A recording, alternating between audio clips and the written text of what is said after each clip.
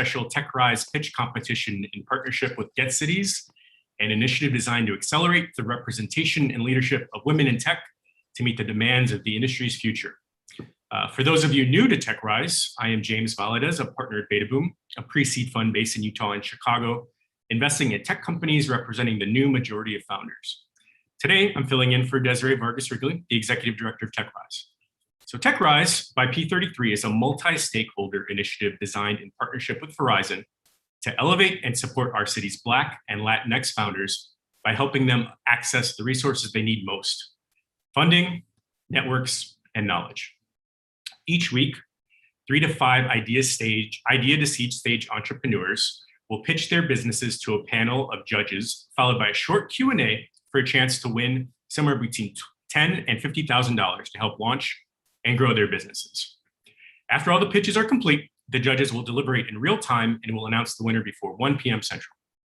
So today, before we introduce you to our judges, I want to take a minute to talk about how important it is for in this moment for our city's founders of color, but especially for our women founders. As you may have seen in the opening video, Chicago is one of the most diverse cities in the world, with nearly 30% representation across our Black, Latinx, and white communities. But only 1.9% of venture funding goes to Black and Latinx founders. Across our country, only 0.67% of venture funding goes to women of color. So with that, let's think of TechRise not so much about righting a wrong, but instead about celebrating the bold visionaries of our city and telling many of them for the very first time, we see you, we believe in you, and we believe in you so much that we are willing to give freely of our time, our networks, and our resources to help you succeed. So for many of our founders, you will see every Friday from now until November, this will be the very first time that they've ever had the opportunity to pitch to an investor or to an operator. Some will be nervous and some will slay. I know our folks that are going to slay. But no matter what, they stepped out of their comfort zones in their neighborhoods, their careers, overcoming any self-doubt, any kind of fear of judgment to bring their ideas to life. So I'll speak personally. I've had the chance to work with 2 of the founders that are pitching today, and I'm super excited for the audience to learn more about them as well as the other 2 founders. So it is my hope that you will embrace them all, not just the prize winners, and give generously of your time, of your resources, your networks, and show them that Chicago is truly your friends and family. So there are 2 ways to do this. First, you can volunteer to mentor any of the founders that you see today by clicking on the links in the YouTube description below. The second, and perhaps really the most important, is that you can help fund these founders. So 100% of any tax-deductible donation you make today using the link below will go directly to the winner of today's competition. So far, we have over $20,000 donated. Our hope is that we can get to 25K before the end of the hour. So to do so, what you want to do is you want to go to www.techrise.co/donate or click the link below. Finally, for all of those entrepreneurs, those aspiring founders, I want to encourage you to, those in the audience, I want to encourage you to apply today. So get on www.techrise.co/apply, and you can apply to pitch in a future Friday segment. So let's get to business. And now I'm really and truly excited to introduce our esteemed panel of judges. So when I introduce you, judges, when I introduce you, please go on video so that we can see you. We have Gabby Cazo, principal at Harlem Capital. So at Harlem Capital, Gabby focuses on deal sourcing, due diligence, and building partnerships across the tech and entrepreneurship ecosystems. So she previously worked in R&D and innovation at General Mills, where she created new products for iconic brands like Cheerios, Nature Valley, Epic, and Fiber One. Thank you for joining us today. Next, we have Af Hernandez, principal at Next Era Energy, one of America's largest capital investors in infrastructure, with $55 billion in new infrastructure investments planned through 2022. So prior to Next Era, he was a senior associate at the Ecosystem Integrity Fund, where he conducted sector research, pipeline development, and tracking and investment due diligence support. Af, thanks for joining us today. We appreciate it. And finally, our final judge is Jackson Bubala, senior associate at Motivate Venture Capital. So let me just make sure he writes, I get him accurately. He writes about VC, technology, and baseball at Stealing Signs, And prior to Motivate, he was an associate at Founder Equity and Digital Intent, where he sourced and led diligence for a variety of investment opportunities and portfolio, and worked closely with their portfolio companies. So Jackson, we just learned that we went to the same college together, not at the same time, but same college. So it's cool to have folks in our network here together. So Jackson, thank you to all the judges. Thank you for joining today. We appreciate it. Let's get on with business. I'm really excited to introduce our first founder, Kendall Payne from Checago Coffee. So Kendall, I'd love for you to jump in, share your screen. Judges, you can go off. All right. And then Kendall, share, and then we'll have your timer set up.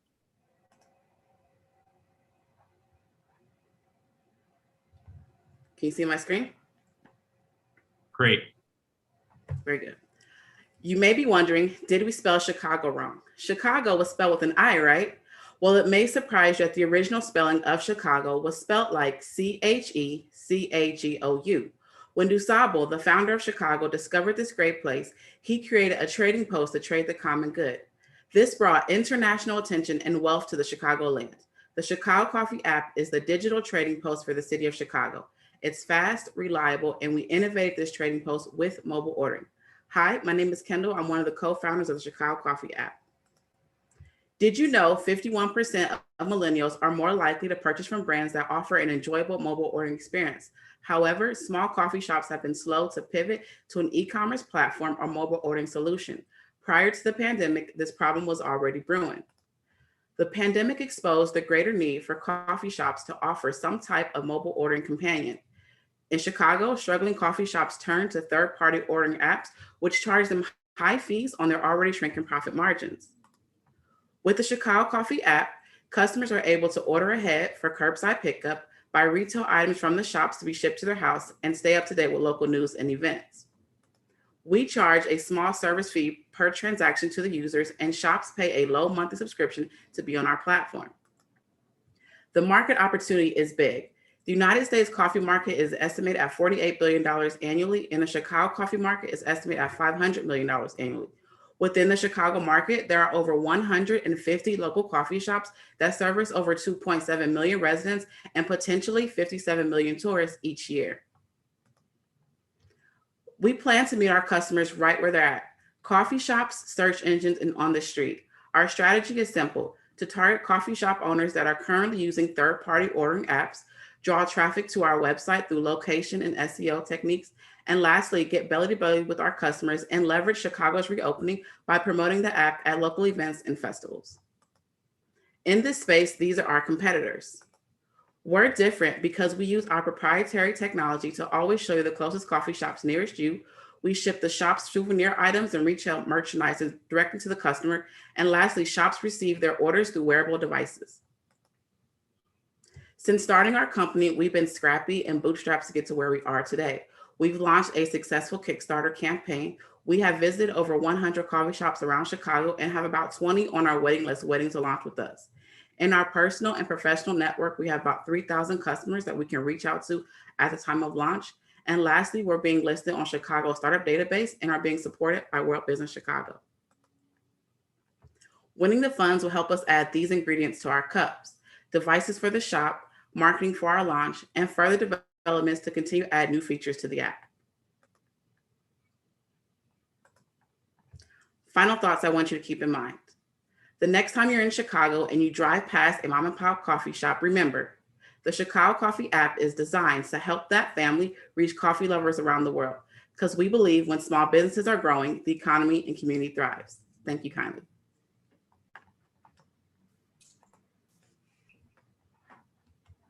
Great job, Kendall. Judges, please come on screen and let's ask some questions.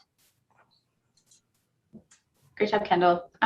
You talked a lot about merchant acquisition on the coffee shop side, but I'm curious how you think about customer and user acquisition. One of the big benefits of the larger platforms is that they serve as search and discovery tools. And so how do you think about getting enough, customers on the platform for those coffee shops? Yeah, great question. So the Chicago population is very large, about 2.7 million residents here. And the Chicago coffee market is also very large as well. And so people love supporting local. That's one of the really great things about the Chicago market is that people love supporting local. And so to acquire users, we'll use a variety of digital marketing techniques. And what's been most effective for us is using social media campaigns to target customers right here in Chicago to download the app. Thank you. I'll take the other end on merchant acquisition. Obviously, there are a number of POS companies out there, some targeting the longer tail, some targeting the bigger shops.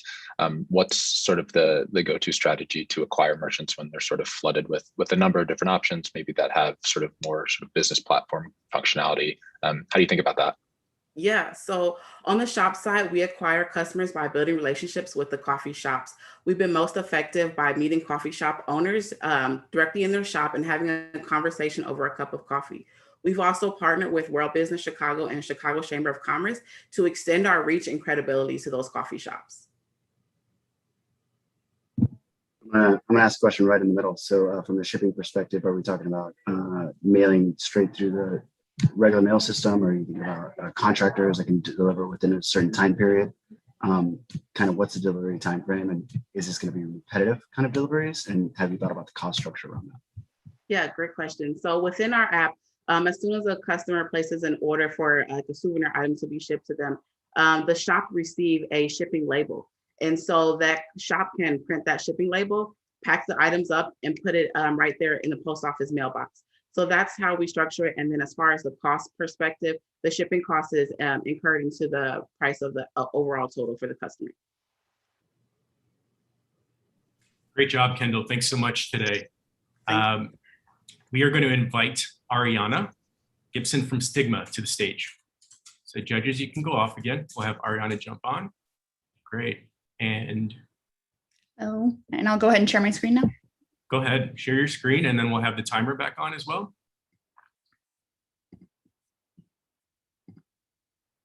Can you see it? Yes, we can. Let's get the timer set up. And then as soon as you get, you start, we'll get the timer going. All right. Hello, my name is Ariana Alejandra Gibson, and I am the founder of STIGMA app. I'm also someone who lives with generalized anxiety disorder and panic attacks. If you are like me and you live with mental illness and you are on this call, feel free to put a +1 in the comments and just know that you're not alone. 46% of Americans will experience personally mental illness at some point in their lifetime. And if you're one of the lucky 54% that doesn't, it's almost statistically impossible that you'll go through your entire life without knowing or loving someone who's navigating mental illness. We live in a world that tells us we need to normalize conversations about mental health, and then gives us very few safe spaces where we can connect with each other and share our stories. So I'm building one. STIGMA app is a new type of mental health app that connects people who are struggling with strangers who share their lived experience. You can connect in one of two ways on STIGMA app. You can either ask for help or offer hope. Those who offer hope on the platform are called, confusingly, helpers, because those who ask for help on the platform are called humans. The reason is that you do not need to be someone who lives with mental illness to understand how powerful it can be to talk to someone who knows exactly what it's like to walk in your shoes when you're struggling. Hope on the platform comes in one form, which is async messaging that can be either via video, audio, or anonymized audio clip. Helpers on the platform are trained and encouraged to use video communication so that they can provide living proof to the people who are struggling that they are not alone.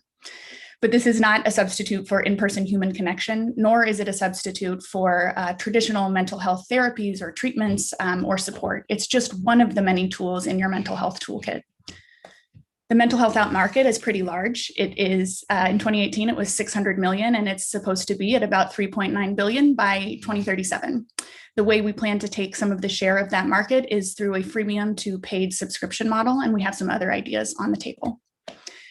But we are not your typical mental health app. I created this chart so you could see just a high-level overview of the ways in which we're different. But what matters is that what works for one person to manage their mental health is not necessarily what works for another person who might have an identical diagnosis.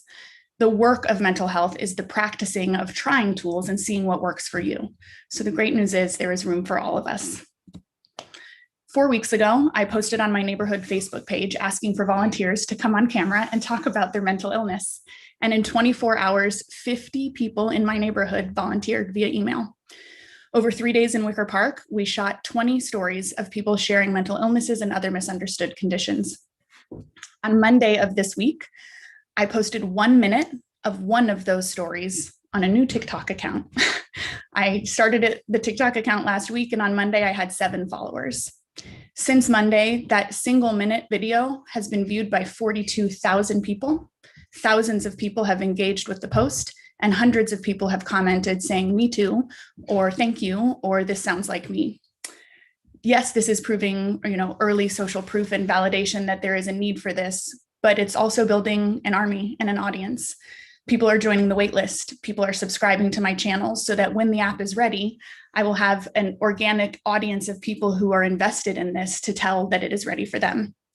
But that's not all I'm doing. I'm also speaking with potential strategic partners like behavioral health organizations, both locally, ones that support Black LGBTQ HIV patients, and ones as big as Fortune 25 organizations that are servicing marginalized communities and giving them access to mental health across the country.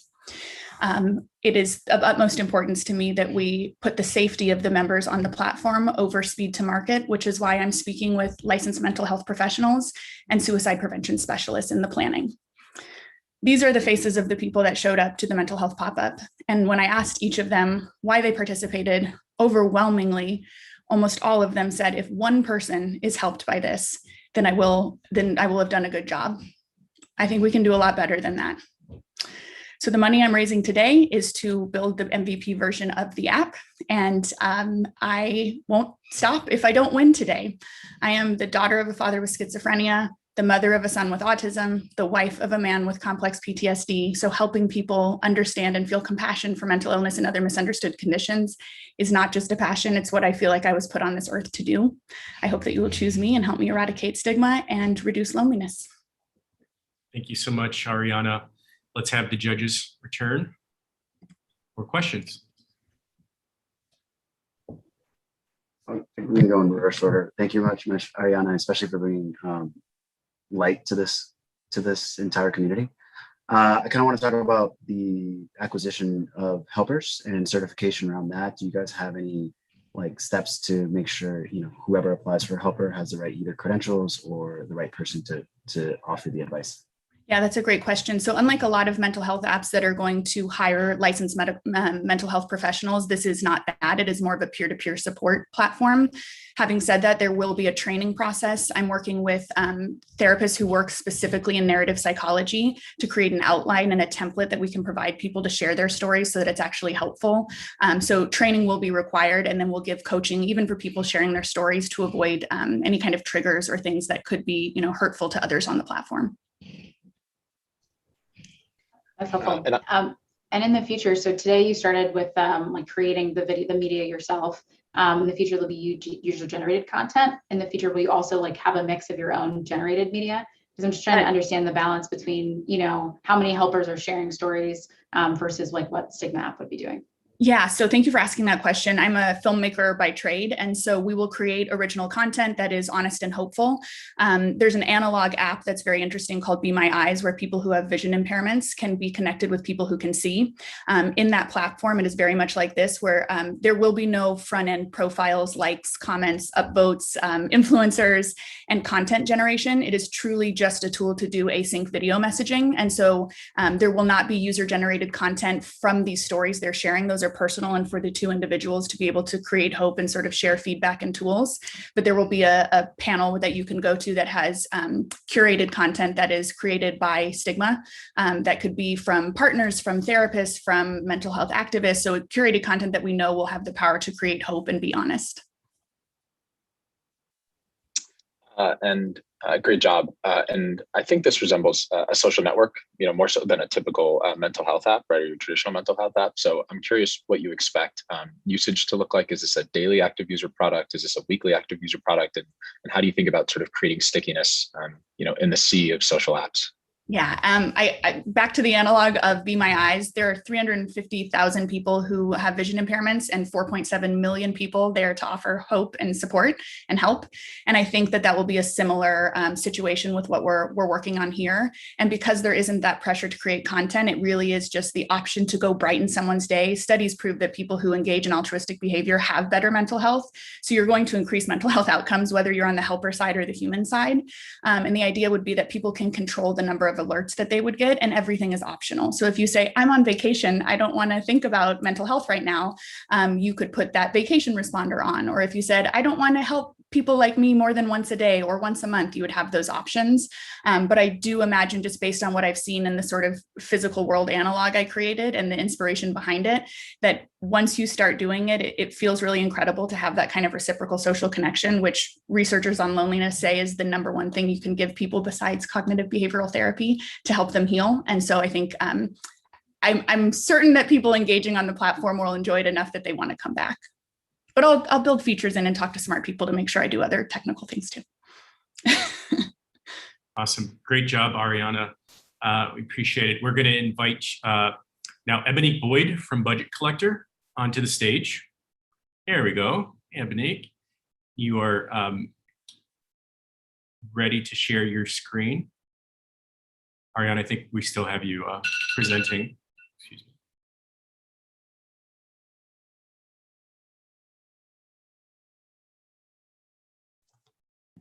I'm sorry, I can't see that I'm sharing. It's giving me the option to share, but it's not. Okay, sorry about that. You're good. Okay. Good, thanks. All right, Ebonique, as soon as you're ready to go. Okay. When I was growing up, I've experienced a lot of racism, and that had a chance to impact my own personal identity. But my parents, in their foyer, they had all of this art that said to me that no matter what the outside world thought of me, in their home was not like that. And now as an adult, I said to myself, I'm still facing racism. I'm still facing things that are challenging, but where is the art that reaffirms who I am and my identity? And I found that it was difficult for me to buy the art that I was seeking. And as I started researching the market, I found others that were in the similar boat as me. And I discovered that when you educate the market, open the market, and professionalize the market, you can increase the amount of collectors, the general consumer's interest in buying art by 60%. The market itself is already huge. It's a $64.1 billion market. But if we could grow the amount of normal people buying art, our research projects that it could grow to $102.5 billion. How the app currently works: you rate art from museums and work available to buy, you learn about art that you've rated, and you learn about yourself through a collector profile built with AI. It tells you the region of art that you like and the colors that you've gravitated towards. And you even have the opportunity to connect to a human person. We take that data to create private, bespoke events just for you. So whatever niche art that you like, imagine a room filled with 10, 20 people who love art the same way. Imagine the connections and the communications that you could share with each other. And our new planned updates is adding that idea back towards the app, having a chance for users to connect with others who rate art similar to you. We've recently acquired a grant from Stanford University to discover a way that can make, to have our AI learn about what's the likely fine arts appreciation or depreciation or business model. We obtain a referral fee from a fine art insurance broker for recruiting new artists to obtain their services. We have several other revenue goals that I can go into later. Our competitors are several, but we're flipping the market. We see the market completely differently. We want to create a way to profit through charging willing customers rather than exclusively operating by selling, charging the artists and other art professionals who, and our go-to-market projections are strong. Our waitlist has said that the artists on our waitlist said that they want to share the app 70 times on average. So we project massive growth. The team is myself, a University of Oxford trained researcher who was invited to the White House to speak on entrepreneurship, and my little sister, who's worked on projects in National Science Foundation, Google, and Northrop Grumman. Our advisors are all excellent, wonderful people, including Hall Rockefeller and Tobias Boonstapel. So what we've completed so far with my $5,000 savings under our advisors is we've been a 2-time grant recipient, so submitted provisional patent. 40% of our waitlist wants art over $1,000, and so we secured a B2B partnership with an insurance broker. With the help of TechRise, I'm sure we'll blow past all of these planned milestones. So we want to complete our research, launch open beta, and refer 8,000 users to our broker to receive 6-figure in revenue and hit internal metrics to prepare for a seed round. Thank you for your time today. That's it. Great. Thank you, judges. I think it's my turn to go first, but awesome job. Really interesting. One clarifying question and then one just broader question. Can you actually transact? Like, can users actually purchase art on the app today? And then a question about the artists you're sort of acquiring. Are these artists that don't have websites? Do they have experience like selling online? Like, what kind of artists and sort of what does that like the supply side of the market look like?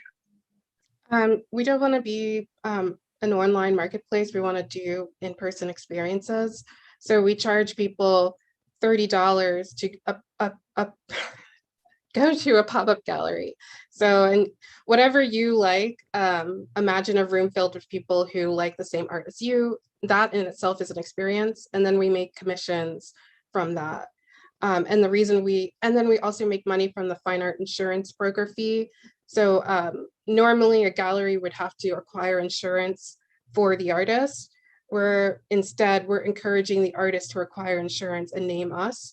And so most of the money we make is actually from referring artists to acquire studio insurance.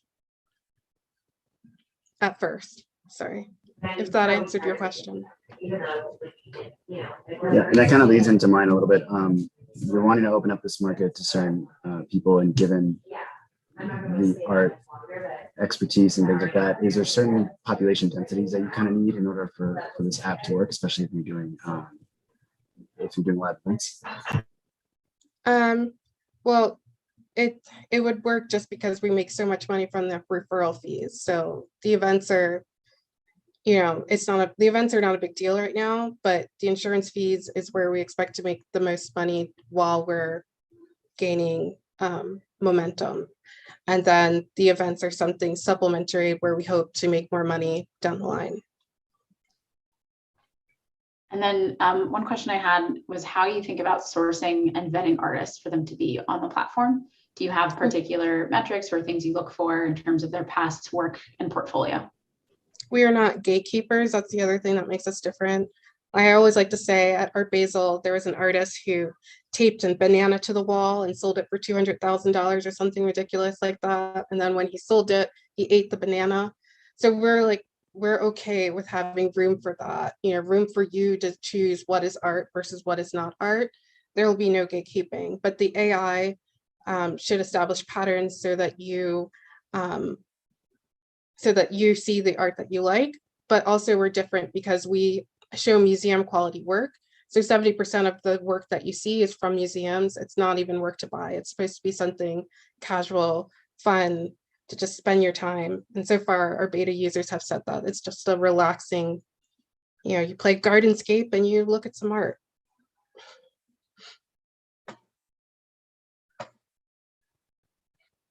Awesome. Thank you so much, Ebonique. Appreciate the presentation. And now, great job. We are going on to our last competitor, Rachele, if you want to jump on. Rachele Louis from LifeWeb 360. Right, let me.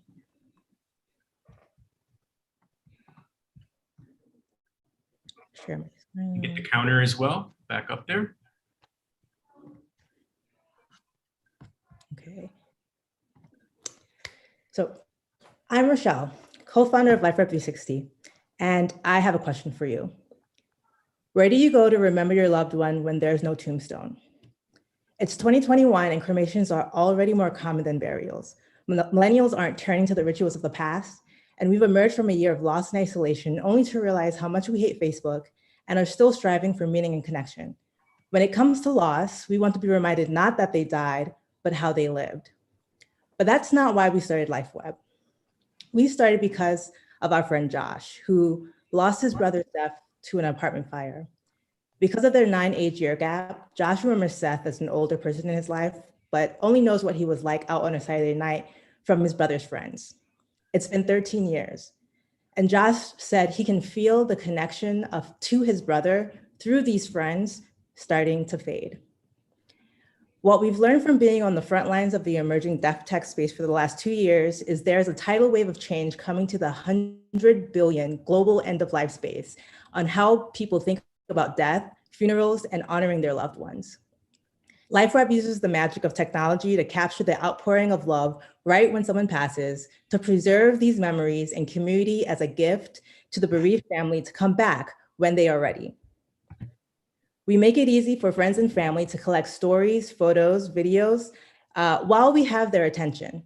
We automatically organize these memories in life categories and create a beautiful gift the bereaved family can continue to build on.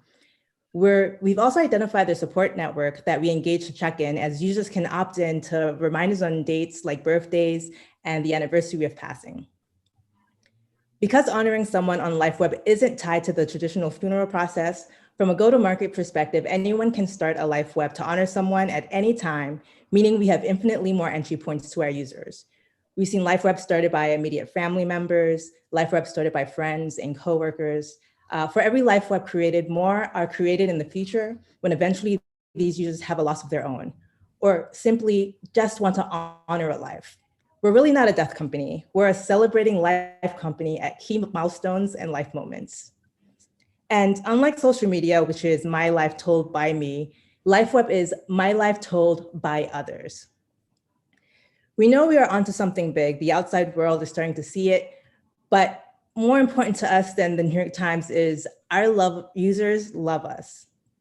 Since launching in January 2020, we've had over 700 LifeWebs, 11,000 memories posted, and 13,000 average monthly visitors to the site engaging with all of this multimedia content. We have a hybrid direct-to-consumer and B2B2C model where LifeWebs are easy to get started with a free limited collection period. We also sell premium features and gifts and are exploring B2B revenue options through our channel partners. I have a background in design and my co-founder, Elle, in strategy and operations, and we're flanked by an incredible team, including our head of product, who's a 13-year product vet, and a developer who's a 2X founder himself.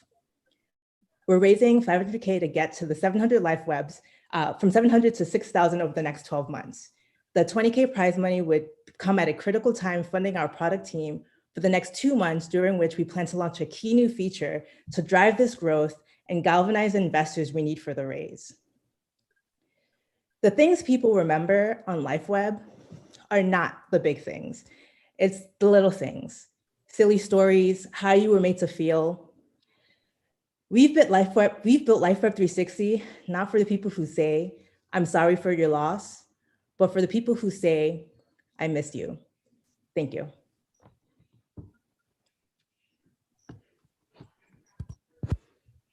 Awesome, thanks, Rachele. I guess one question I had is from like a user activity standpoint, can you have some traction? How much of that is like repeat usage? So is it a lot of people just coming one time, setting it up and people viewing, or are people coming back to add content and engage? Yeah, so we find people are coming back to add content and engage. What we're really sort of solving for is that time gap that exists when someone passes away and the community are coming together with those memories that they want to share, and really sort of being that place to capture that when the family is ready. But what we've realized is sort of there's a, that core community comes back again and again, particularly at additional milestone moments where they want to continue to honor that person. So we see opportunities in which both on the side of content creation, where they create that content, but actually coming back to engage with that content, read those stories, the stories of impact, the type of things that we get out sort of on the platform. And I'm curious to think about how you think about the pricing model here, sort of the revenue model, charging for more like classic web building type features versus sort of the referral program or sort of channel partnerships and taking a cut of those transactions? Yeah, so right now on the revenue side, we have sort of 4 core main pillars that target different audiences. On the LifeWeb consumer side, we have premium features like custom URLs, slideshows, obituaries, things that can be created from the content that is on the platform, as well as gifts, which is in part some of the things that's created on the platform, like memory books and traditional sympathy cards. For our B2B side, really sort of through sort of the partnerships that we have, that we see in the future with nonprofits, is being able to support their fundraising efforts with both fundraising tools as well as community engagement, in which they can create help the community create sort of life webs that engage their community, but also are places in which they can sort of fundraise that money for their school, their chapel, their school, their union, those partners, the communities that those partners have.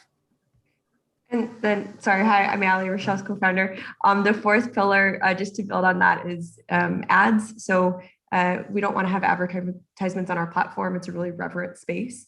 However, what we do know is that a death is the first thought that triggers all sorts of major purchase decisions, like changing jobs, downsizing your house, or buying life insurance. And so we think there's a lot of room to roam in finding non-intrusive ways to advertise with partners we feel good about, to a large volume of users that are coming to our site, thousands each month, and are uniquely receptive to that messaging at that point in time. And then purely on the product side from an onboarding, is there any integration to current social media accounts, or does this have to be individually inputted with everything? At the moment, we don't have direct integration to social media accounts, but we do see an opportunity to be able to actually make it super easy for users to gather these memories. So there are photos on Facebook, there are photos on Google, their Google Drives, and we see an opportunity of using technology to make it easy. Because we're capturing memories of this one person, we can easily capture all those photos, all those memories of that one person to be collected as a gift on our platform. So this is something that we're looking at in the future in terms of future integrations. Awesome. Great job, Rachele. Thank you for your presentation. The judges, you're going to go off now and deliberate. I don't envy the group here because this is a great group of founders today. So I don't envy you, but we have some time for you to deliberate. So you can go off camera and join the group there. So while they deliberate, it's my great pleasure to introduce Elle Ramel, the Checago director of Get Cities. There we go. She popped in right on time. And Abigail Ingram, the director of the Women in Entrepreneur Institute as well. Great timing. Elle is the Checago director of Get Cities. She's also the founder of City Open Workshop, a pro bono planning and design service group for Chicago communities. Over the last decade, she's focused on the growth and economic health of cities through expanding industry sectors, creating inclusive networks, and driving community collaboration. Abigail is the inaugural director of the Women in Entrepreneurship Institute at DePaul University here in Chicago, the first comprehensive institute for women entrepreneurs in the country. She's also faculty at the Driehaus College of Business and is an attorney at Abigail Ingram PC, where she specializes in business law and serving entrepreneurs. I've had the chance to work with both of these women in the Get Cities Tech Equity Working Group. Great group of folks to have talk to us today about ecosystem here in Chicago. I'll let them take it away. Welcome, Elle and Abigail. Thanks so much for joining us today. Thank you so much, James. And Abigail, I'm so excited to talk to you and share about your work. I guess, first of all, I'd love to know about the Women's Entrepreneurship Institute and how you were able to collaborate with the YWCA Metropolitan Chicago this year. Yeah, thanks, Elle. Wonderful to be here. So we launched the WEI, the Women in Entrepreneurship Institute, out of DePaul University. We soft launched in 2018. In 2019, I became the inaugural director, and we took off. We decided that an accelerator program for women founders would be the very first program that we'd start. We find that there's a lot of help for startups in the city of Chicago. We're trying to fill the gap of when somebody has a little bit of traction, then what happens next. So Dory McWhorter, CEO of the YWCA for the moment, is one of our founding members. So her and I had a conversation this past fall about what more we could be doing for women entrepreneurs and specifically for women of color. And from that conversation, we decided to bring our accelerator program to the population served at the Y through their SBDC and in other ways. And so here we are. Our partnership was born. We focus really heavily on a lot of the areas that women and women of color in particular might not have the opportunity to develop skill sets. Some of that is business acumen, a lot of it is financial, a lot of it is simply just confidence building. So we cover all of that within our program. Thank you so much. And I think a lot of our work with Get Cities, Gender Equality in Tech is about bringing that tech and digital economy to as many businesses as we can. That's why we're here at TechRise.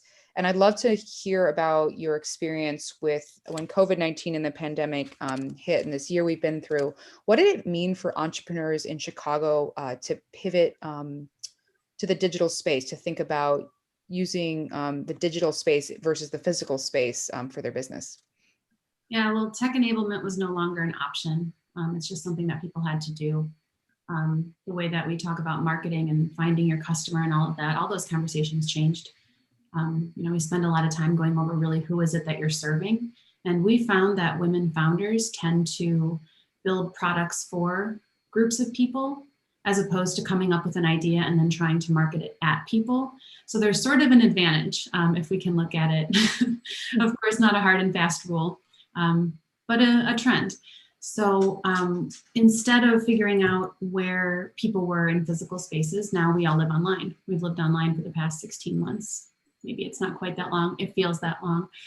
So now we have to find where people are in digital spaces and then do all of the reaching them in that way. And so what we've been telling our businesses that we work with is that it's now a more communication game than anything else. So all of the different channels that we communicate, whether it's email, digital presence, everything becomes incredibly important. So we've been able to find a lot of resources to support that. Chicago has 140 business service organizations, so we don't have a shortage of people who want to help. We just need to get better about doing those connections.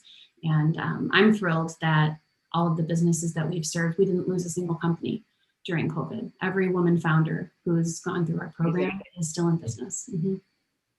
And then, thinking about where we are right now and this exciting opportunity to receive kind of that family and friends round from Chicago, and thinking about access to capital, I'd love your perspective on what this kind of venture capital opportunity could mean for businesses that you work with, or businesses that you see, and also just, what does access to capital mean? Yeah, well, there's a couple directions, we tend to start with, how can we train founders to go after capital? And my only issue with that is that it assumes that there's an issue with the way that people are pitching, as opposed to assuming that there's an issue with the way that capital is distributed to businesses. So I reject the thesis that we all have to learn how to pitch for the existing. We do, because it's the existing paradigm, but there's a lot that we can do to change. Stage one, right? Yeah. So what we do is, if people are going after capital, if they want to raise outside capital and they have a type of business that can be supported by it, particularly tech, because of the scalability, then let's talk about that. Let's build the best deck. Let's go after it. But we also have to be working on the investors. And a lot of investors don't realize that the ROI is actually higher for women-owned businesses than it is for men-founded businesses. So when women don't get investment, no one wins. Everyone wins when there's an equal playing field there. There's a lot of really creative ways that I've seen women that I work with raise capital. And that's true of the women who go through our programs and even our board members. So our work is powered. We launched with 40 women entrepreneurs coming in and saying, we're tired of this. Let's make it easier for the next generation of women entrepreneurs. And even they are using some, revenue-based financing, because they have a track record. They just haven't been given a chance in another way to actually access capital. So I think we'll see a rise in a lot more creative investment vehicles, as opposed to what we've been seeing so far. TechRise is an amazing example of that. And Elle, like you said, not all of us I started my first business, friends and family who have no money, like that was never an option.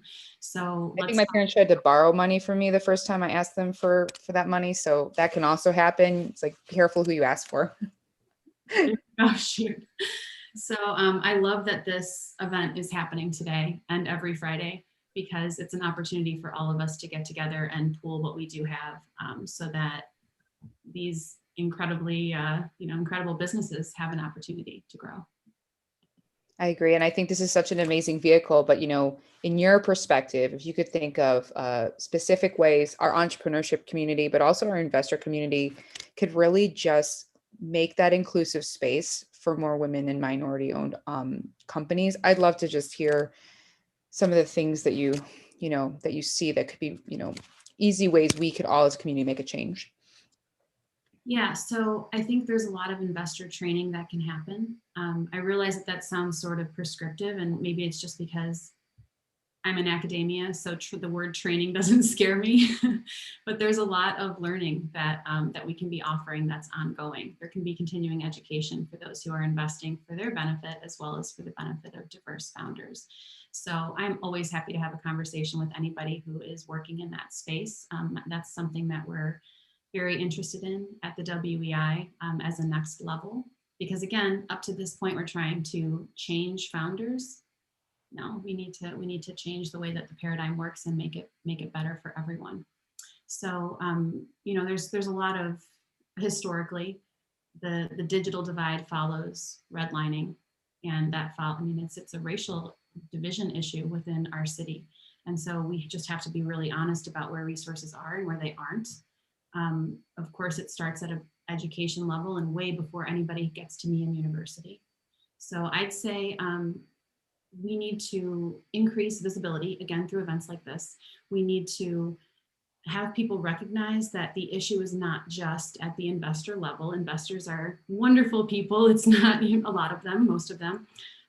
It's not an issue with individual people beyond the fact that we all have to be willing to still find biases and eradicate them constantly.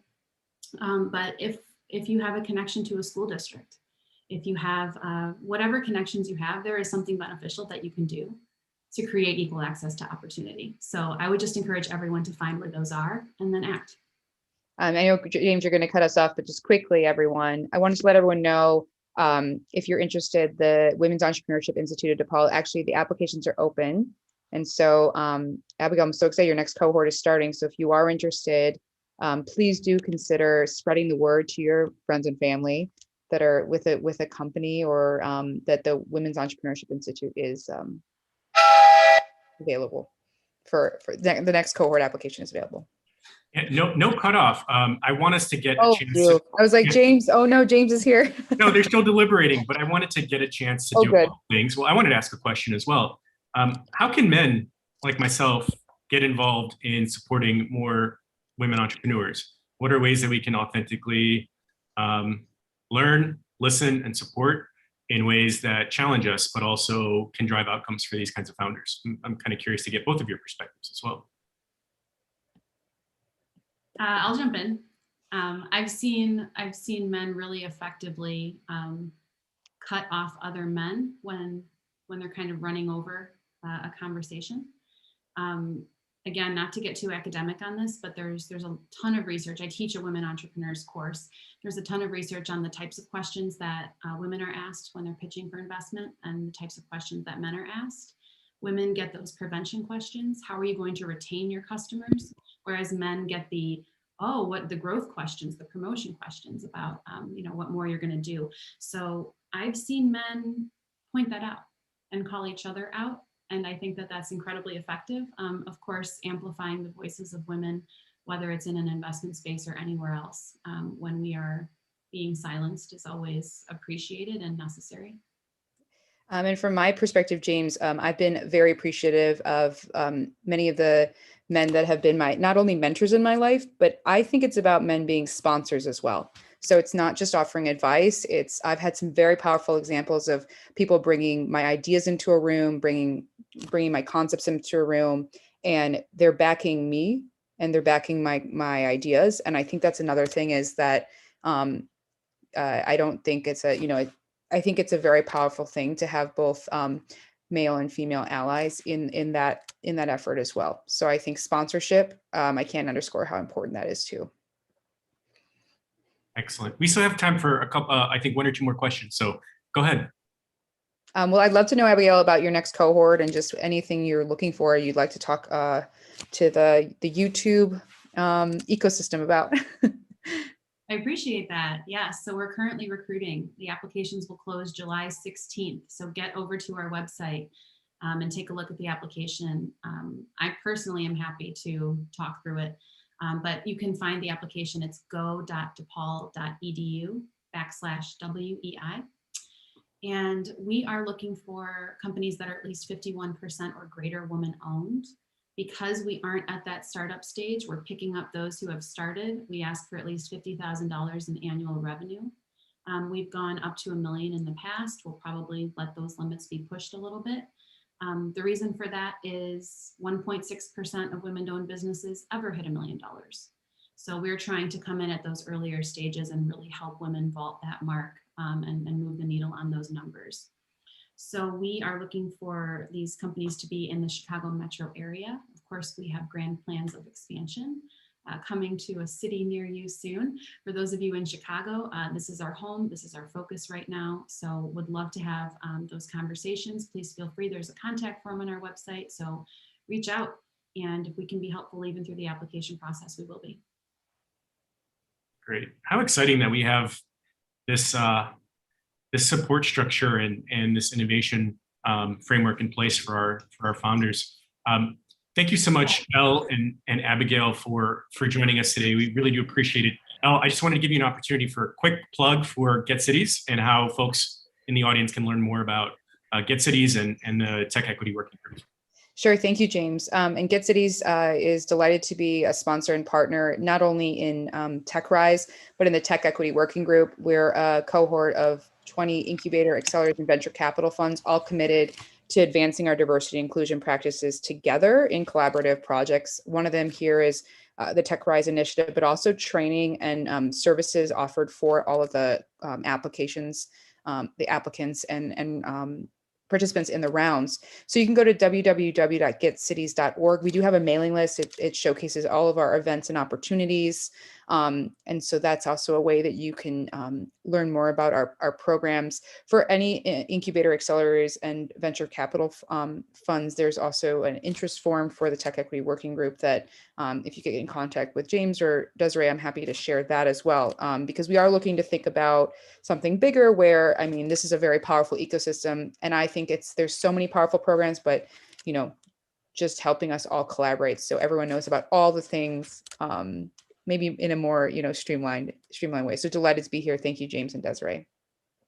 Awesome. Thank you so much again, Elle and Abigail. You can stay on. I would first, before we get to the moment we've all been waiting for, I want to say thank you so much to our sponsors, Get Cities, my colleagues at Beta Boom, friends at Matter, MHub, Future Founders for sponsoring this event, for taking time to work with our founders. I'd like to thank our judges as well for joining us today. I know this was a tough challenge for you, but really excited that you were able to see our founders here in Chicago. So before we have I want to say thank you to Stephen over at Verizon as well. Thanks again for sponsoring.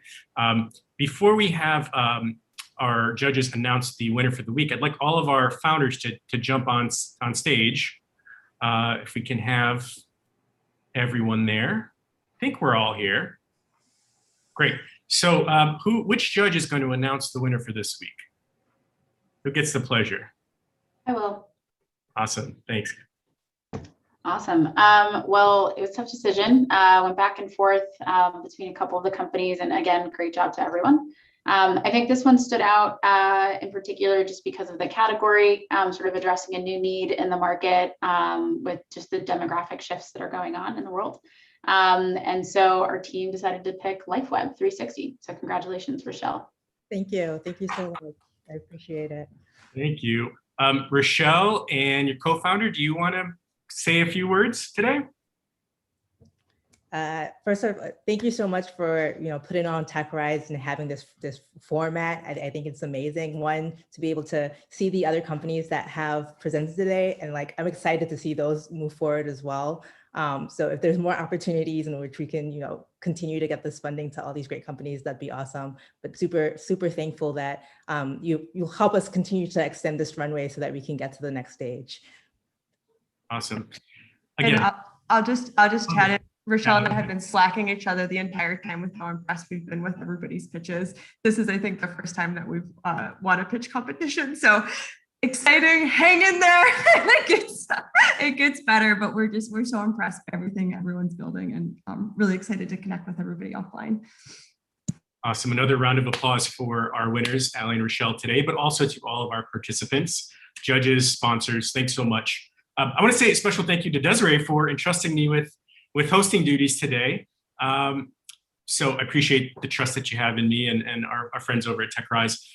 Please tune in next week to welcome 5 amazing Idea Stage founders as they compete for funding to bring their ideas to life. The fundraising campaign for their pitch starts tomorrow, so please consider making a gift to support them at www.techrise.co/donate. Everyone, have a safe and enjoyable weekend. We have some extra time, so you get 3 minutes back to start your weekend early. Thanks so much. Congratulations, teams. We appreciate it.